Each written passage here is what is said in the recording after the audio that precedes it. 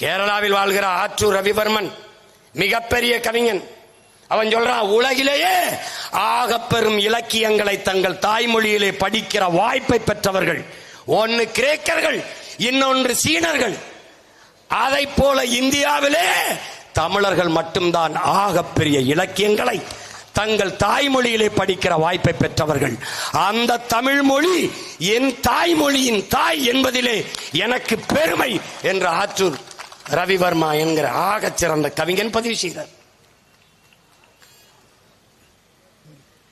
என் மொழியை பேசுறதுக்கு அவ்வளவு கஷ்டமா இருக்கு, படிக்கிறதுக்கு இருக்குது. உன்னை வழிபாட்டிலிருந்து வெளியேற்றினா, வழக்காடு மன்றத்தில் உன் தாய்மொழி இல்லை வெளியேற்றினா, கோயில் கருவறையில் இல்லை, தாயின் கருவறை இல்லை, அறிவு கருவறையான பள்ளி கல்லூரிகளில் இல்லை, தாய்மொழி இல்லை. தாய்மொழியை இழந்து மறந்துவிட்ட இனம் உலக வரலாற்றில் வாழ்ந்ததாக ஒரு சிறு செய்தி கூட கிடையாது.